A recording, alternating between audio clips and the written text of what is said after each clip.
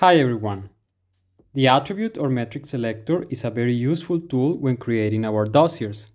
This helps us to perform a greater amount of analysis using a smaller number of visualizations.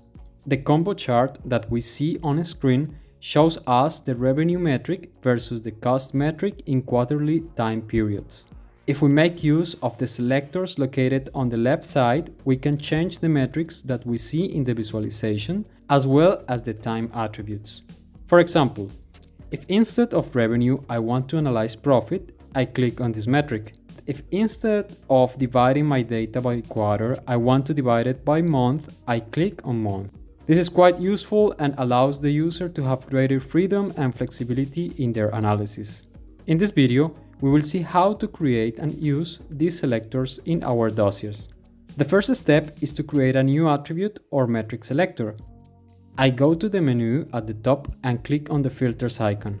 To develop this exercise, I will use the second option called Attribute or Metric Selector.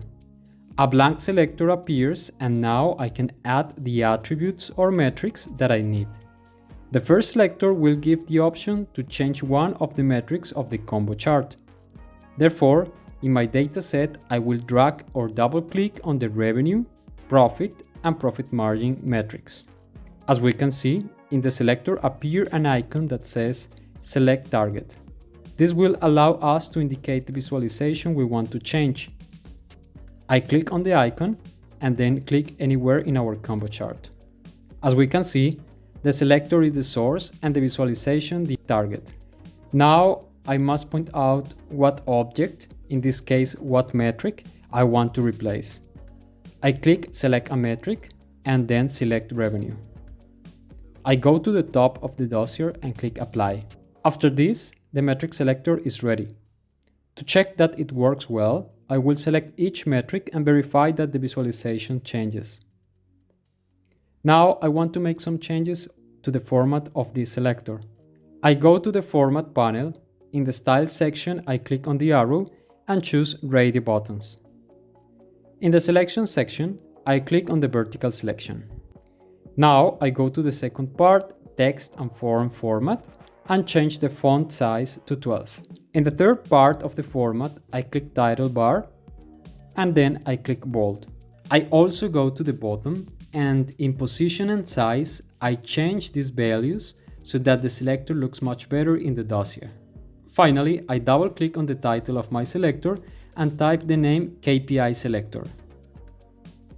Now I am going to create a second selector to change the displayed period. I go to the menu at the top, click on the filters icon and select Attribute or Metric Selector again. In my dataset, I will double-click the year, quarter, and month attributes.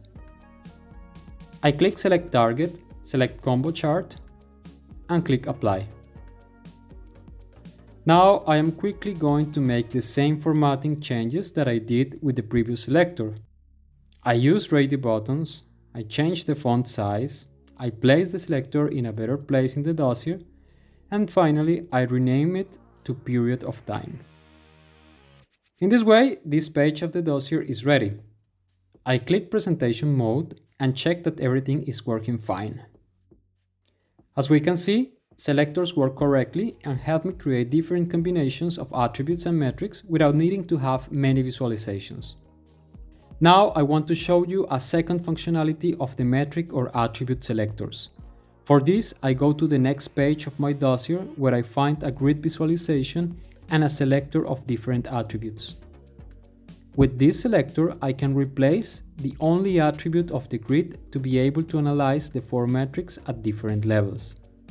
For example, we can view metrics separated by each of the subcategories, or by customer regions, or by month.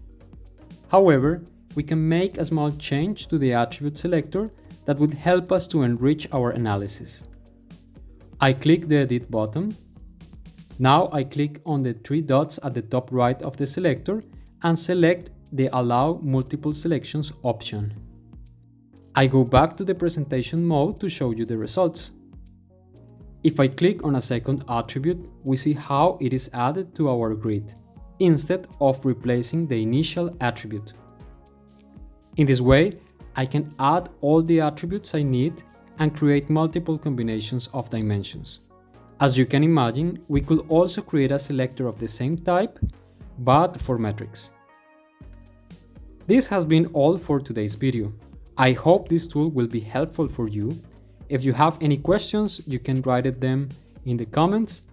Do not hesitate to subscribe to the channel to continue watching this type of content, and see you soon.